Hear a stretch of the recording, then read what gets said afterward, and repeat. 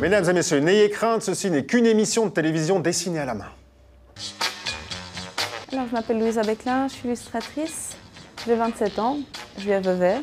Puis j'ai ouvert un blog il y a bientôt, plus 10-12 ans. C'est chouette. Ça fait 8 ans que je suis indépendante en illustration, mais j'ai toujours fait ça. C'est un peu le cliché des enfants qui ont toujours dessiné.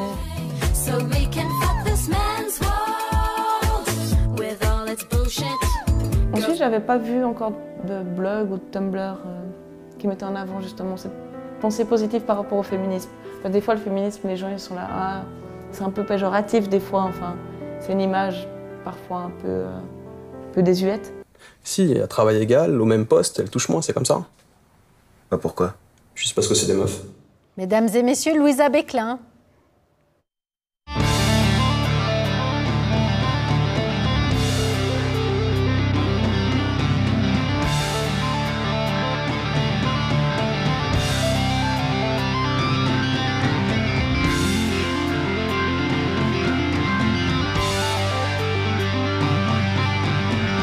Louisa, vous le dites vous-même, fuck, vous avez fait autre chose que naître. Une réponse que vous donnez régulièrement quand on vous balance que votre dessin, avec un E, aurait été différent si celui qui vous changeait les couches il y a 27 ans n'avait pas été mix et remix. Soyons francs, votre dessin, sans E, a autant de pif que celui de votre père, mais il n'en a pas le célèbre contour proéminent. Vos croquis, eux, sont tout en rondeur, et vous plaquez votre mine personnelle dans des fresques furieusement actuelles que la presse s'arrache. Et du temps à l'illustrer, c'est les rapports humains que vous illustrez. Croquant quotidiennement ce que vous observez chez vos congénères, vous refusez pourtant le crayonnage compulsif. Celui que vous avez découvert à Paris pendant 3 ans, une ville où on taille plus volontiers les carrières que les crayons. Aucune chance donc de vous voir griffonner dans le métro ou dans un bistrot à bobo. Des bouquins aux commandes institutionnelles en passant par la pub et votre blog personnel, c'est chez vous, avec un casque sur la tronche, que vous gommez, pointez, coloriez les tares d'une société qui vous inspire autant qu'elle vous angoisse. Vegan sans nous le faire digérer comme une religion et féministe sans afficher vos seins dans la rue, vous militez pour ce qui vous touche sans mégaphone à la bouche mais avec de la fermeté au bout des phalanges. Et malgré une timidité naturelle, vous rasez plus volontiers vos cheveux que les murs. Bon, allez, vous nous rejoignez ? Bonsoir. Bonsoir. Bonsoir. Bienvenue. Merci. Ça en fait des infos sur vous là, dans un portrait qui dure quelques secondes. Oui, il y a plus tout qui est vrai, mais... Qu'est-ce qu'il y a de plus vrai et de plus faux? Les cheveux, ils ont repoussé. Les cheveux, oui, ça m'a fait bizarre de voir les cheveux longs et puis... des détails, c'est des détails. Mais dans ce que Fred a mis en avant... Par rapport au véganisme, comme je disais tout à l'heure, en fait, j'ai perdu la bataille pour un moment. Ah oui. Donc là, c'est plus... vous êtes revenu à une alimentation plus végétarienne. Voilà, pour résumer. On en parlera tout à l'heure. On en parlera tout à l'heure et moi j'en ai profité aussi pour aller voir comment vous réagissiez sur les réseaux sociaux, comment vous les utilisiez. C'est droit dans le mur. C'est là. Ce soir, je me prends le mur de Louisa Beclin. Enfin, juste Louisa, pour les pros et les intimes. Vous et moi, nous avons 257 amis en commun. Votre photo de profil dévoile une jupe en peau de scarabée. Il vous arrive de faire des bruits bizarres. Vous êtes parfois libre le dimanche, mais votre grand-papa s'en fout. On apprend que vous vous démaquillez avec du dissolvant et que ça fait mal, que vous faites mordre par une libellule et que ça fait mal, et que vous papotez série TV avec notre graphiste, Tristan. Sur Facebook, vous aimez 827 trucs. Parmi eux, le For Noise Festival, Be Curious TV, Bastian Becker, l'immobilier à Lausanne, les souris vertes, les mouettes, les chats, votre papa et Mylène Farmer. Vos amis vous disent à chaque fois à qui vous ressemblez sur vos photos. Vous adorez montrer vos jambes, vos jambes, vos jambes, vos jambes, vos jambes, vos jambes, vos jambes, vos jambes, vos jambes, vos jambes et vos jambes. Vous en profitez pour vous autopromouvoir et vous tournez dans des clips vidéo.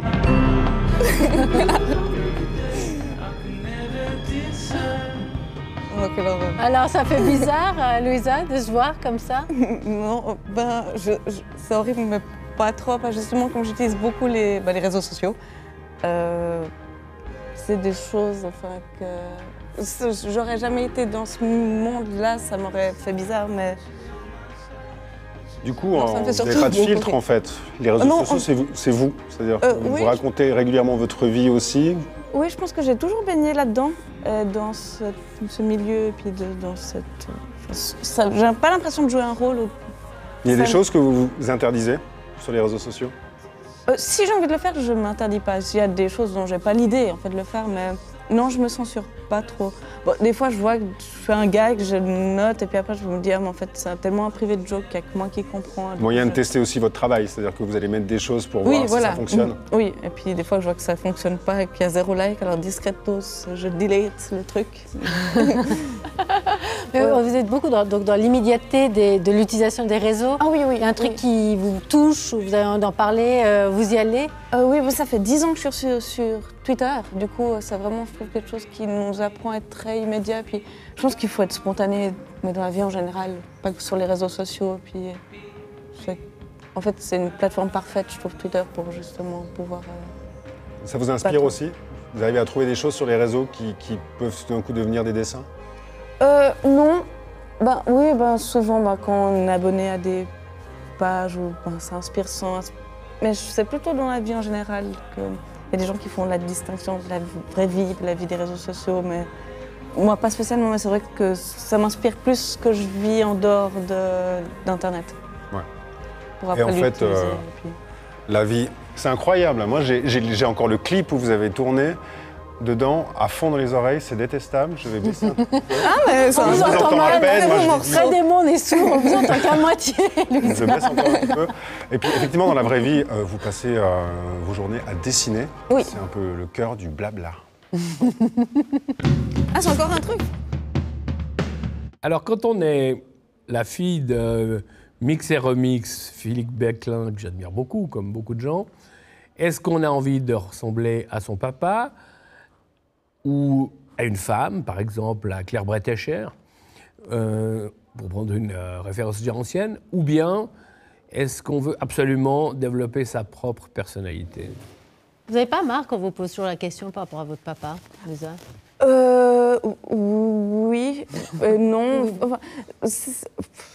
Non, enfin... Oui, quand même oui. Oui, en fait, une fois j'ai été interviewée à la radio, puis pendant 1 heure, la journaliste m'a demandé quel était mon rapport justement avec le fait qu'on me parle tout le temps de mon père. Et puis en fait, je dis mais elle fait que ça, sans Donc, passer soit on vous outre parle de votre père, soit on vous parle du rapport du fait à votre père. Est-ce que ça vous dérange ou pas? Ouais, et puis en fait... C'est exactement ce qu'on va faire ce soir. Hein. C'est vrai. On va parler Louisa, Du coup, j'ai plus rien du tout à non, mais dire là-dessus. peut-être pour d'autres, si c'est toujours le rapport lorsqu'on finalement on a un métier, un emploi qui est en ligne avec ses parents, comment est-ce qu'on fait pour tuer le père? On essaie juste d'être soi-même et puis de... Enfin, ouais, en plus, tuer le père, je trouve que c'est tellement un salaud parce qu'il m'aide tellement, le pauvre. Quoi. Non, faut juste que... Je pense qu'il faut plutôt tuer pas les journalistes, mais les gens qui s'arrêtent qu'à ça. Ouais, ce serait bien de ne pas tuer les journalistes. Les journalistes. Non. C'est possible, merci. Mais voilà, non, alors... mais en fait, je trouve que le problème, c'est pas tellement le père, c'est que les gens, ils s'arrêtent qu'à cette étiquette. Parce que le père, on est tous influencés par quelqu'un, ou bien on est tous l'enfant de quelqu'un, mais le problème, c'est que les gens, ils aiment mettre des étiquettes sur tout. Ça soit moi, c'est le père, il y a d'autres gens, c'est autre chose, enfin... Puis... Mais ici, plus particulièrement, quand vous étiez à Paris, il y avait un vent de liberté. Et c'est vrai que c'est un problème qui est plus récurrent ici, mais tout le monde pense que les gens savent qui est mon père, mais il y a plein de clients qui ne se doutent pas, puis des gens que j'en parle jamais. Enfin, c'est quand les gens voient mon nom de famille et connaissent, fassent le lien avec Mixer Mix, Beclin, et qu'ils se rendent compte, mais... Je pense que c'est un problème que je n'ai pas du tout dans ma vie, mis à part quand je suis interviewée à la télé. Voilà, alors discussion close. On passe au autre sujet. Mais c'est vraiment... Non, J'ai l'impression que les gens pensent que c'est quelque chose qui est très récurrent dans ma vie, mais mis à part quand vraiment c'est l'ordre du média, c'est vraiment pas du tout un problème que j'ai. Parlons de vos illustrations maintenant, Louisa. Alors, il y a bien sûr des illustrations qu'on doit faire, c'est de l'ordre alimentaire. Puis il y a celles que vous kiffez vraiment, qui vous touchent vraiment. Alors, qu'est-ce que c'est votre dada, finalement? Celle qui m'éclate. J'adore faire des croquis pour mon blog. En fait, c'est plus des trucs personnels dans l'ordre du journal intime, où je crayonne son... Bon, ça, c'est des commandes, du coup, c'est pas tellement représentatif, mais... Ouais. Oui, j'aime surtout dessiner pour mon blog des croquis, en fait, pas tellement... là, c'est vraiment des trucs de commande, du coup, c'est très...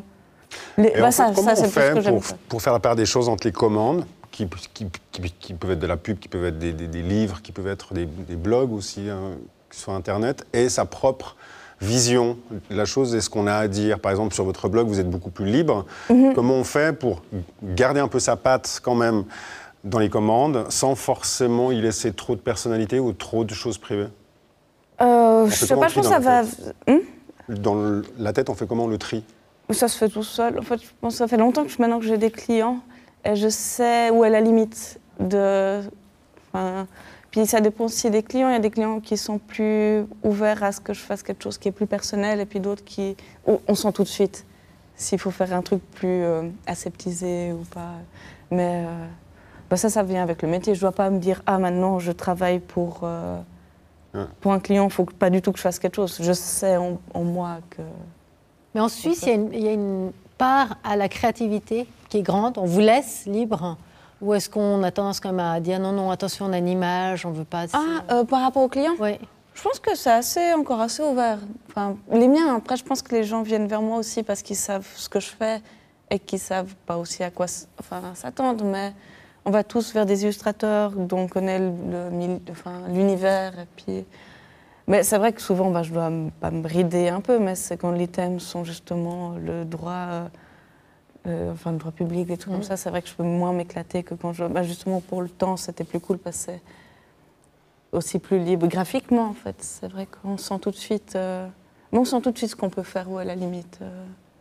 Ce qui est marrant, c'est que régulièrement, les gens qui sont créatifs, donc qui ont un art, ils veulent absolument faire des choses très personnelles tout de suite. C'est-à-dire, ils rêvent de livres à eux, ils rêvent d'expositions. Et vous le dites assez régulièrement, vous êtes beaucoup plus à l'aise avec les commandes, que ce soit dans la presse ou que ce soit des clients, vous appelez ça. Vous, l'œuvre très personnelle, ça ne vous botte pas plus que le blog? En fait, le blog, pour moi, c'est une œuvre très personnelle. C'est justement le plus personnel que je fais parce que, justement, en plus, il n'y a pas du tout de pression. Je fais un dessin pour moi, je le mets sur mon blog et puis les gens, ils peuvent voir ou pas. Tandis que je trouve dans l'expo, il y a...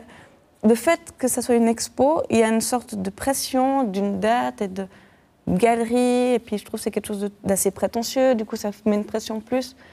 Tandis que sur le blog, je fais vraiment ce que je veux, puis je pense que le fait de ne pas avoir de pression, ça me permet de faire quelque chose de plus intime. Je sais que si j'avais une expo à préparer, ça me briderait par stress, je pense, par angoisse, et puis du coup, je ferais des trucs qui me plairaient moins. Du coup, c'est quoi? C'est la peur de rater? C'est la peur de manquer son public? C'est la peur de faire des choses mal? C'est-à-dire que si c'est des clients, c'est pas grave? C'est la peur de se révéler aussi? Non, du tout. Non, je pense que sur le blog, je peux plus me... C'est plutôt la peur de faire... Je pense que la pression fait en sorte que c'est moins bien qu'on n'en a pas. Même, je remarque que les dessins que je fais pour des clients, ça me plaît moins parce qu'il y a cette pression du devoir. Tandis que quand je fais pour mon blog, où je pense tout le monde, quand on dessine pour soi, on ne doit rien à personne, ni à soi, ni aux autres, ni à une galeriste, ni à un public, et puis on fait vraiment des trucs. Moi, je dessine surtout pour extérioriser quelque chose que j'ai en moi, en fait. Puis je trouve que vraiment le fait de vouloir faire une expo, je ne dis pas que je ne le ferai pas, mais pour l'instant, je ne ressens pas le besoin de dire « Ah, regardez ce que je fais, regardez comme... » À part que sur le blog... Mais sur le blog, c'est aussi pour moi, comme ça, après, je regarde ce que j'ai fait. Et puis... Et donc, c'est vraiment un besoin, ce besoin de dessiner, c'est un besoin... Oui, je pense. Je pense pour les gens, mais comme à Paris, genre, dans le petit speech, mon ex, il faisait que dessiner tout le temps, parce qu'il avait besoin de ça. C'était quelque chose qui était en lui, en fait. Et moi, je remarque... Mais est-ce que ça remplace autre chose? Est-ce que c'est parce qu'on a moins l'habitude de causer? Est-ce qu'on est moins dans la société, qu'il faut s'exprimer d'une manière peut-être un peu plus personnelle? C'est quoi? Moi, je pense que c'est un besoin de... Je pense pas que ça comble un autre manque, parce qu'il y a des gens... Enfin, je pense pas que c'est... Il y a des gens qui écrivent, il y a des gens qui dessinent. Des choses qui sont plus facilement exprimables comme ça qu'autour d'une table, par exemple? Oui, je pense... Mais en fait, quand je dessine, c'est pas tellement des choses que j'ai besoin de dire, mais c'est juste ça sort... Enfin, je sais pas comment expliquer. Je réfléchis pas à ce que je vais dessiner. Des fois, je dessine un truc parce que... C'est instinctif, ça sort. Oui, c'est instinctif, et puis j'écoute la musique, et puis il y a une phrase qui me fait penser à un truc. Puis après, les gens me disent « Ah oui », il y a des gens qui pensent savoir, genre « Ah oui, j'ai vu que ton dessin, ça m'a fait penser à cette fois. » Puis en fait, moi, je suis là « Ah bon ?» Enfin, pas forcément. Je pense que c'est moins réfléchi que ce ferait de... Ouais. Et puis, mais est-ce que, lorsqu'il y a des gens qui disent « Ah oui, je vois », j'imagine que lorsque c'est comme quand on voit un enfant qui dit « Ah oui, tu ressembles à ton père ou ta mère », il y a des fois on dit « Ah tiens, là, je reconnais le trait de ton père », aussi par rapport au dessin. Oui, je pense, en fait, je disais non avant, et puis j'ai regardé un livre, Les étoiles souterraines, qui est sorti dernièrement, puis il y a des premiers boulots qu'il a fait, et puis moi je devais avoir, j'étais toute petite, je devais même pas avoir 10 ans, et puis je vois que son style de l'époque, il ressemble plus à ce que je fais maintenant moi, que bon maintenant, c'est flagrant que c'est pas la même chose, mais je pense que faut connaître ce qu'il faisait avant pour trouver des similitudes dans mon travail. Et je vais faire exprès de revenir sur le père, juste pour ennuyer. Mais est-ce que cette prétention, c'est pas aussi le fait qu'on en a un plus haut à la maison qui a réussi peut-être quelque chose et inconsciemment de se dire, bon, bah voilà, il y en a un qui le fait comme ça, qui vend des livres, moi je vais le faire autrement. Oh non, pas forcément. Je ne me suis jamais comparée à mon père, et puis je pense que je n'ai jamais eu ce truc de... Ben, pour moi, on ne fait pas le même métier déjà.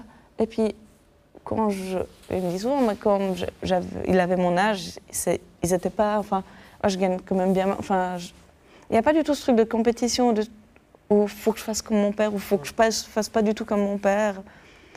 En fait, j'ai toujours vécu avec ce père qui faisait ça, puis ça n'a jamais... Enfin, j'ai l'impression que les gens, ils trouvent qu'il y a beaucoup à réfléchir là-dessus, mais en fait, c'est juste mon père, il fait ce métier, puis il se trouve que je fais le même. Pas plus de problème. Non, puis j'ai jamais réfléchi à de la comparaison. Puis il y a un truc aussi où vous vous exprimez souvent, vous avez ouvert un blog pour ça d'ailleurs, Oui, féministe. Ouais. Vous le dites ouvertement, mais vous ne le faites pas dessin. Et c'est même pas vous qui causez, vous laissez la parole aux autres. Oui, je voulais justement faire quelque chose qui ne soit pas du tout en rapport avec mon travail. Enfin, c'est moins personnel que l'illustration. Et puis, je voulais faire quelque chose pour que les gens puissent en parler sans passer par moi. Et puis, c'était pas quelque chose pour me mettre en valeur, genre, regardez, j'ai tellement de choses à vous dire sur le féminisme, parce que c'est faux, enfin, tout le monde a son idée. Et puis je voulais justement donner la parole à d'autres personnalités. Mais il y a quand même des gens qui sont actifs dans le milieu féministe, pour la cause féministe. Il y a aussi des hommes. Alors, quels sont les traits communs entre tous ces intervenants à la base, c'était des gens que je connaissais un peu de vue, et puis justement que je trouvais inspirants, et puis je trouvais intéressant d'interviewer, puis après ça a fait effet boule de neige. Mais bon, pour l'instant, c'est assez, on va dire bobo, mais c'est quand même assez un télo. J'aimerais bien justement trouver des gens qui sont peut-être pas forcément de ce milieu.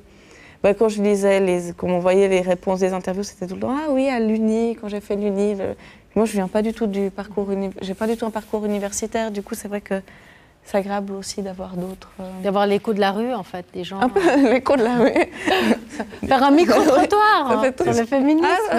On sent le rebond. Et ce qui manque, finalement, c'est votre questionnaire à vous. Oui, moi, je voulais justement pas faire, parce que je sens que je suis pas assez douée pour m'exprimer. Je me perds beaucoup dans mes mots et mes pensées. Puis je voulais pas prendre...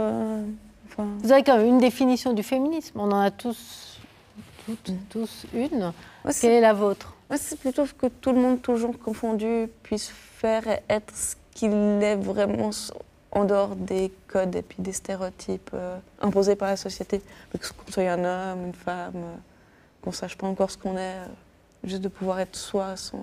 Luttons contre la caséification de la société. Voilà, c'est un nouveau terme que j'invente. Ouais. Non, mais il va très bien, on l'accepte. Alors, une chez nous qui brise un peu les codes et qui ne rentre dans aucune étiquette, c'est Céline Favre. Et Céline Favre, elle est allée, vous aimez la musique indé, vous aimez l'usine, je pense, à Genève, elle est un petit peu en souci. Ouais. Et puis Céline est allée voir un tout petit peu l'ambiance.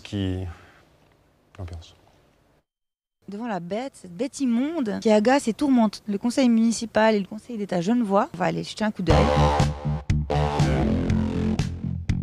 Nous arrivons dans la salle. Attends, on est où en fait là? Oh, chiotte. Je n'ai pas entendu ce que c'était comme salle, mais c'est une belle salle. Voici l'objet du conflit. 5 bars. 5 cantines comme ils les appellent. Si, c'est ça qui pose problème. Non, en Suisse, on a des vrais problèmes, quoi. Voilà, donc nous montons à l'étage de l'usine, à l'aide de ma petite paire de fesses. Je plaisante. Ce qu'il faut savoir, c'est que c'est aussi un théâtre, un cinéma, un endroit de création, un endroit où les gens échangent. Ça, finalement, je suis pas sûre que tous ces politiciens le sachent. Parce que finalement, voilà, on agresse les bars. Je me demande si je fais un truc illégal, là, si je commande un truc à boire.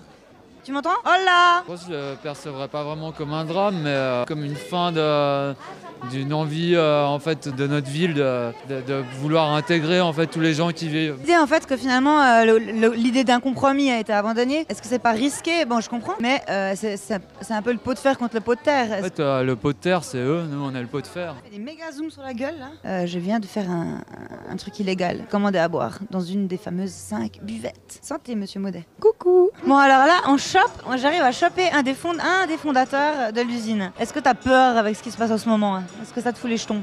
Non. Ok. Si tu pouvais étoffer un peu tes réponses, ce serait bien aimable.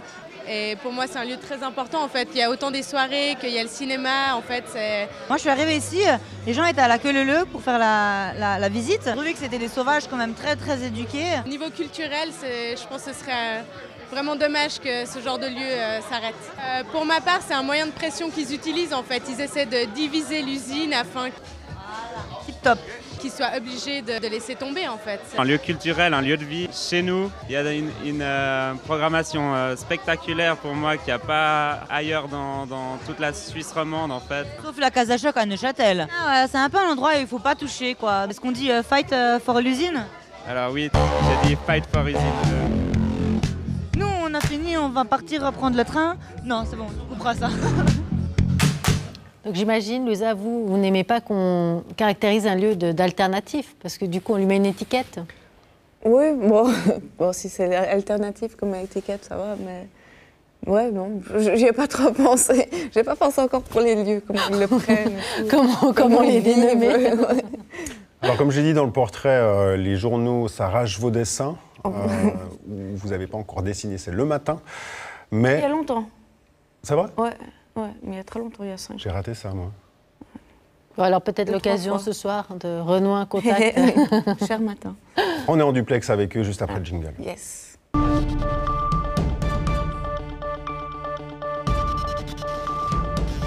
Et c'est Thierry Brand qu'on retrouve depuis la rédaction du matin. Bonsoir Thierry, sur quoi vous bossez?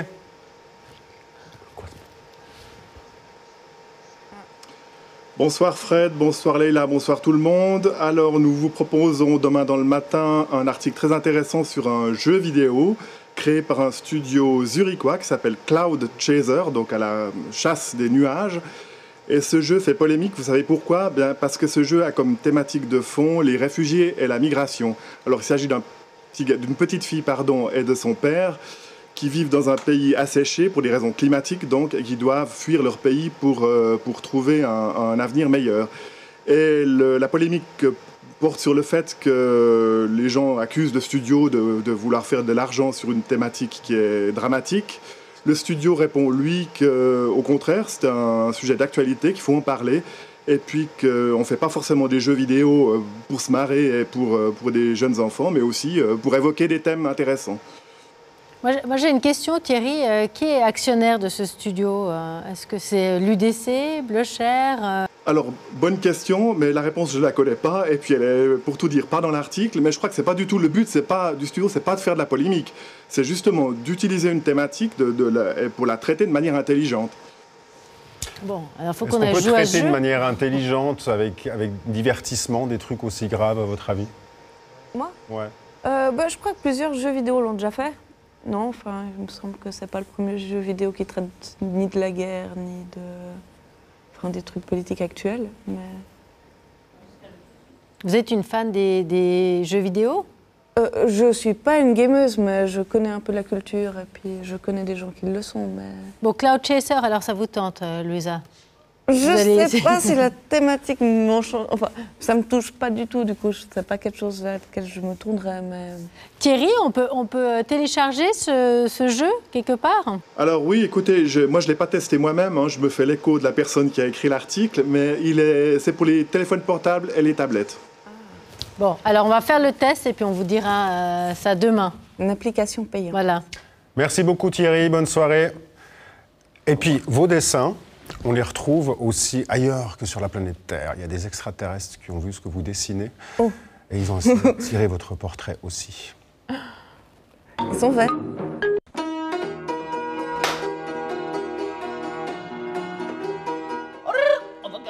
Bonjour à tous. Dans le cadre de notre investigation en vue d'envahir la Terre, nous avons observé l'une de leurs spécimens, Louisa Becklin, une être humaine qui tient sur la Terre le rôle d'illustratrice. Un métier qui paraît drôle et sympathique au premier abord parce qu'on l'associe au fait de dessiner des petits animaux ou des bonhommes rigolos, mais dont on oublie que parfois le client peut être une société de recouvrement qui veut dans sa brochure expliquer aux gens comment on les force à payer leurs dettes mais qu'il faut que ce soit drôle et sympathique.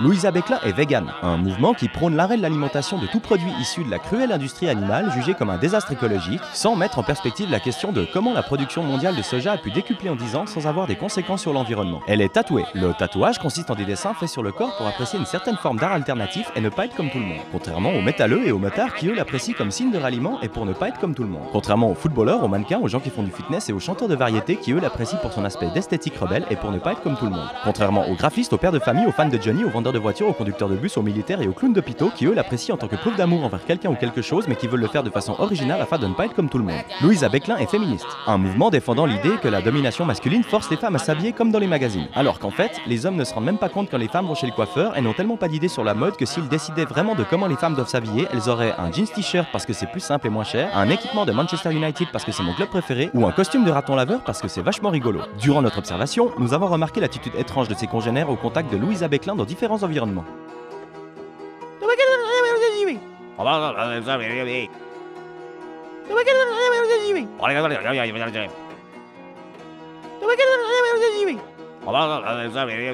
Emmenons-la sur notre planète. Elle pourra illustrer notre brochure qui expliquera aux humains que nous allons les coloniser, mais avec des dessins drôles et sympathiques. Merci à tous. Bientôt la Terre sera à nous. La Terre sera à vous, Louisa, bientôt. J'espère. Ouais. Donc là, c'est vrai que ça va être compliqué de ne plus dire que vous êtes végane, féministe, illustratrice. En fait, les cases, elles sont immuables. On est obligé d'avoir des cases. Après, quand on les dit aussi fortement, après, pour les enlever, je pense que ça prendra aussi un petit moment. Est-ce que ça vous gêne pas, vous, quand vous... Non, c'est juste dommage que... Je trouve que tout le monde change et tout le monde a des idées, des envies différentes en fonction de leur âge. Et puis... Mais c'est le problème, je pense, quand on est une personne publique, les gens aiment bien noter vite. Puis c'est normal pour faire des sujets qu'il y ait un peu des... Mais non, ça va, les étiquettes qu'on me colle, c'est pas trop dérangeant, franchement. Louisa est nazie, c'est pas plus chiant que végane. Non. Bon, ça évolue, voilà. Le plus grand rêve de Louisa, qui n'est pas encore réalisé, c'est quoi? Conquérir le monde. Oui, j'ai un peu ces envies mégalomaniaques. Oui. Je sais pas, je pense jamais à ce genre de truc en fait. Mais est-ce qu'il n'y a pas quelque chose que vous rêvez de faire? Mais demain, si sur un téléphone qui vous annonce une bonne nouvelle. Simple, hein. Vous allez me trouver tellement déprimante, mais je sais pas. Non, j'ai pas aucune ambition, mais j'aimerais juste que ça marche, enfin, que je puisse avoir des clients. Ah, vous êtes bien dans vos baskets, c'est parfait. Oui, je pense que je n'ai pas trop de soucis par rapport à ça, enfin. Bon alors, est-ce qu'il y a un grand projet secret On essaie toujours d'avoir le scoop, et si ça ne marche jamais. Peut-être qui sait, peut-être qu'avec vous, ça va marcher. Non, surtout que j'ai de grands clients, mais je n'ai pas de gros projets comme ça que je suis en train de mijoter depuis un moment. Et puis... Bon, vous nous tiendrez au courant alors.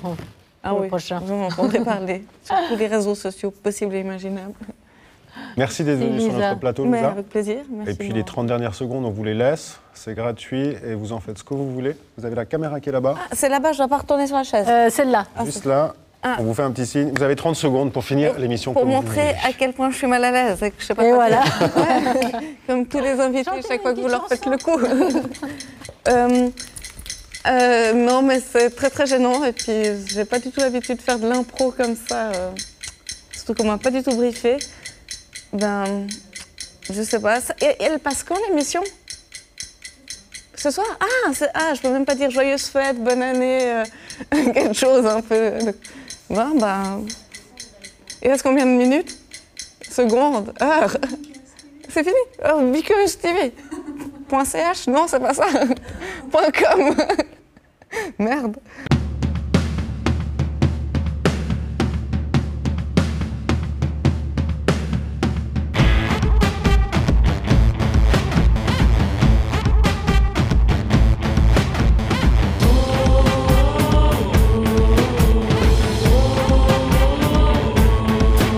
Alors, Nicolas Vadimov, avez-vous peur pour votre vie? Bah quoi, ça va. Il fait des reportages super. J'ai vu que c'était dangereux ce qu'il faisait. Moi j'aurais peur si j'étais lui.